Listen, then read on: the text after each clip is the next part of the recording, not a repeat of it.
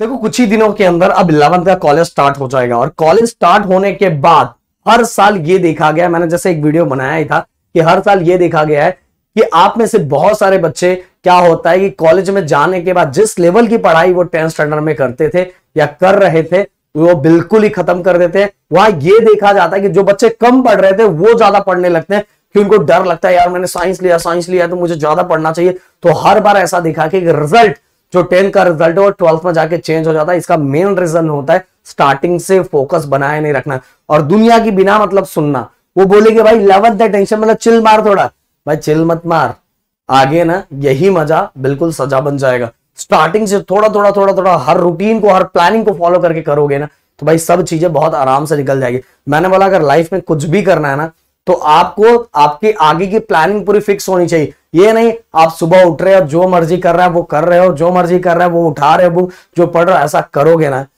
सच बोल रहा हूं आपने जिस चीज के लिए साइंस लिया है ना वो बहुत ज्यादा टफ और बहुत हार्ड हो जाएगा। फिर फाइनली आपको ऐसा फील होने लगेगा कि मैंने यार साइंस लेके कहीं गलती तो नहीं की, जबकि गलती हमने की है पर हमें लगेगा कि हमने साइंस लेके गलती कर दी है और हमसे हो नहीं रहा है, हमने करना ही नहीं स्टार्ट किया। ओके तो गाइज आप सभी के लिए एक अच्छा खासा मैं टाइम टेबल डिजाइन करके दे रहा हूं जिसको आप सभी को अभी से, अगर आप घर पे हो तो अभी से रूटीन में डाल दो जिससे आपके लिए अच्छा हो जाएगा। तो साथ में गाइज मैं लिखते जाता हूं बताते जाता हूं, ध्यान से सुनना। जैसे गाइज मान लो आपका फिजिक्स भी हो, केमिस्ट्री भी हो, मैथ भी हो, बायो भी हो, अगर इसमें ना हो तो जिसका नहीं है उसके लिए तो और एक्स्ट्रा टाइम मिल जाए। आपको क्या करना है, अगर मैं ऐसे बना के देता हूं कि आप सुबह से कॉलेज जा रहे हो, अगर आप सुबह से कॉलेज नहीं जा रहे तो जितना जितना मैं टाइम दे रहा हूँ उस समय से मॉर्निंग और इवनिंग में आप डिवाइड कर सकते हो। अगर आपका कॉलेज बहुत सारे बच्चों का 10 बजे से कॉलेज होता है, बहुत सारे बच्चों का 12 बजे से कॉलेज होता है, बहुत सारे बच्चों का सुबह 7 बजे से कॉलेज होता है, तो जिस तरह से अगर मान लो आपका 12 बजे से कॉलेज है, अगर 12 से 5 कॉलेज है तो सिंपल सी बात है आप रात को अगर 6 बजे 5 बजे है तो 6 बजे घर पे पहुंच रहे हैं, 7 बजे पहुंच रहे हैं या 8 बजे पहुंच रहे हैं तो सिंपल सी बात है 1 घंटा रेस्ट करोगे। 1 घंटा रेस्ट करने का अगर आप 9 बजे बैठोगे तो आपका रूटीन 9 बजे से चालू होगा। तो ज्यादा रात को आप 2 घंटा पढ़ सकते हो और सुबह 2 घंटा पढ़ सकते हो। तो इस तरह से आपको बैलेंस करना पड़ेगा, शाम को 2 घंटा, सुबह 2 घंटा, इस तरह से। तो भाई आपका रूटीन का टाइम थोड़ा चेंज हो जाएगा। तो मैं इसको आप बस कैलकुलेशन मतलब अपना कैलकुलेशन अपने टाइम वाइज अरेंज कर लेना। तो भाई हम देखो जैसे मैं आपको बता रहा हूं कि मान लो आपका फिजिक्स है, सिंपल सी बात है गाइस, देखो ये जो मैथ है ना, ये वाला जो मैथ है, ये मैथ को आपको डेली आप जैसे कॉलेज से आए, मतलब मैं बोल रहा हूं कि मैं ये मॉर्निंग के हिसाब से बना रहा हूं, बस आपको डिवाइड कर देना है। तो अगर आप 12:30 बजे या 1-1:30 बजे घर पे आ गए, 1:30 बजे घर पे आ गए, आधा घंटा 1 घंटा मतलब 2 घंटा रेस्ट कर लो, चलो 2 घंटा रेस्ट करो। देन इसके बाद 3:30 अगर आप कहीं ऑफलाइन क्लास में जा रहे हो या कहीं जा रहे हो तो 3:30 to 5:30 आप जनरली ज्यादा 11th का लेक्चर तो ज्यादा होता नहीं है, जनरली 2 या 3 लेक्चर ही होते हैं। तो 3:30 to 5:30 अगर बहुत ज्यादा 11th में लेक्चर लिया है, 11th में बहुत ज्यादा लेक्चर लेने की और करने की जरूरत ही नहीं है भाई, सिलेबस बहुत कम है और 11th का जेई और नीट के भी सिलेबस बहुत कम है। ओनली बस 20% सिलेबस है। बस ये जो बनाया जा रहा है ना वो स्टार्टिंग में आपको दिखाया जा रहा है कि भाई हम बहुत आपके लिए करते हैं और यही आगे आगे जाके ना कम हो जाते हैं भाई, समझ में आ रहा है? तो जितना समझा रहा हूं उतना पढ़ो। 3:30 to 5:30 मान लो आपका क्लासेस है। इसके बाद गाइस आपने यहाँ 2 घंटा रेस्ट किया, फिर से आने के बाद गाइस आप 1 घंटा फिर से रेस्ट कर लो, 1 घंटा फिर से रेस्ट कर लो, मतलब 5:30 से 6:30 बजे तक आपने रेस्ट कर लिया।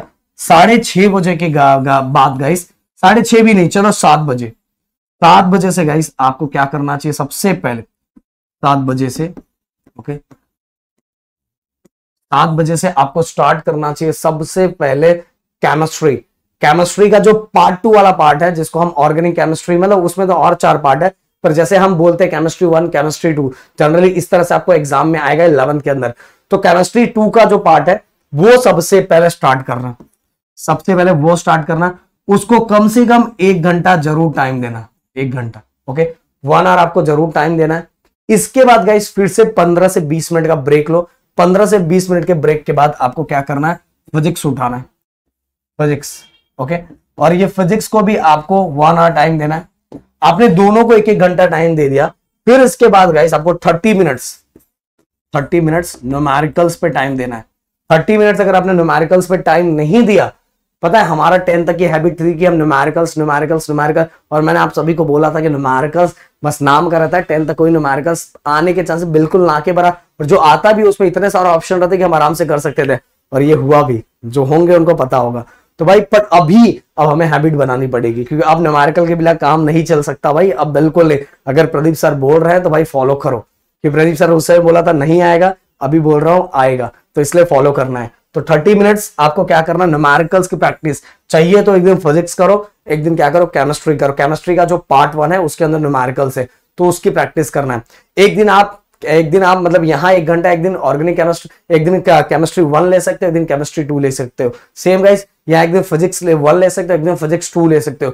क्योंकि अभी स्टार्टिंग में बहुत ज्यादा स्टार्ट मत करो, ये हार्डली समझ लो 2-3 महीने का मैं आपको टाइम टेबल बना के दे रहा हूं, जिससे आपको और ज्यादा एक बार कॉन्फिडेंस बूस्ट हो गया, अच्छे खासे मार्क्स आ गए, तो आपका जो कॉन्फिडेंस नेक्स्ट लेवल पे चला जाएगा कि यार मैं कर सकता हूं। तो डेली पढ़ोगे तो ही कर सकते हो। अब गाइस आता है मैथ की बारी। याद ना टोटल कितना होगा, 1 घंटा, 2 घंटा एंड ये 2.5 घंटा।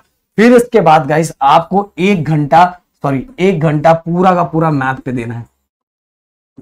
मैथ में भी आप सभी को पता है 2 पार्ट है, मैथ 1, मैथ 2।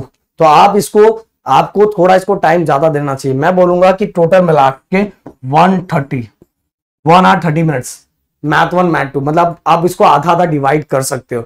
दोनों मैथ को डेली टाइम देना है, डेली। अगर आपका डेली जितना पढ़ाया जा रहा है, जितना स्कूल में हो चुका है, आपको पता है ऑलरेडी वीडियो सब आ चुका है, यूनिट टेस्ट में जितना आने वाला हमने लेक्चर्स कंप्लीट कर दिए, प्रदीप गिरी एकेडमी पे, गिरी ट्यूटोरियल पे, दोनों पे आ रहा है, दोनों पे लेक्चर्स आ रहे हैं, दोनों आपने सब्सक्राइब करके रखा होगा, और दोनों में पूरी तरह से चीजें हम दे रहे हैं। तो भाई 1 आवर 30 मिनट्स आपको मैथ 1, मैथ 2 दोनों मिला के देना है। अगर फिर भी आपका नहीं हो पा रहा तो संडे को उसको कवर करना है, पर डेली रूटीन अभी इतना ही रखना है। अब किसी बच्चे का बायो है, अगर किसी का बायो है तो सिंपल सी बात है भाई, उसको बायो का 45 मिनट्स बायो का ही देना है। अगर बोलेगा कोई कि सर मेरा पीसीबी है बस, तो सिंपल सी बात है कि उसका टारगेट बायो बहुत ज्यादा है, तो उसको बायो को सेम मैथ के इतना टाइम देना है, 1 आवर 30 मिनट्स। बट जिसने पीसीएम बी लिया है तो भाई अगर 45 मिनट्स भी देगा तो भी चलेगा, क्योंकि ऐसा सपोर्टिव उसने ये सब्जेक्ट लिया हुआ है। तो 45 मिनट्स, इसको भी पढ़ने का तरीका होता है, जिसको आप आराम से पढ़ोगे, आराम से करोगे तो ये बायो बहुत आसानी से हो जाता है। अगर आप बोलोगे तो इस पर वीडियो बना के मैं दे दूंगा कि कैसे बायो को बहुत इजीली तरीके से हम कंप्लीट करें और खत्म करें। बहुत सिंपल तरीका होता है बायो कंप्लीट। और भाई बायो को पढ़ाने वाले सर कौन है ना, जाके उनका क्वालिफिकेशन देखो, ऐसे ऐसे टीचर्स दिया है, ऐसे किसी को भी उठा के खड़ा नहीं कर दिया है। जाके देखो उनका क्वालिफिकेशन देखो, जो टीचर्स आपको हमने दिया है, बायो की मांग कर रहे थे, तो ऐसे हो जाए। अब देखो गाइस, आप यहाँ टोटल कितना टाइम आपको पढ़ने को दिया जा रहा है, 1 घंटा अपना केमिस्ट्री हो गया, 1 घंटा फिजिक्स हो, 1-2 और 30 मिनट्स मैंने न्यूमेरिकल्स बोला, 1-2, देन इसके बाद ये अपना 3 घंटा। अगर किसी का मान लो बायो है तो सिंपल सी बात है, उसको एक्स्ट्रा पढ़ना पड़ेगा। तो इस तरह से टोटल 4 से 4.5 घंटा, 4 से 4.5 घंटा। आप चाहिए तो 2 घंटा की, पर ये सेल्फ स्टडी का चीज है, ये खुद की पढ़ने वाली चीज है। ये नहीं इसके अंदर होमवर्क बैठ के कर रहे हो, वो स्कूल के होमवर्क, ये सभी चीजों को टाइम अलग निकालना पड़ेगा, क्योंकि देखो उसका कोई मतलब तो होता नहीं, आप सभी को पता है। बस आपको भर के देना है।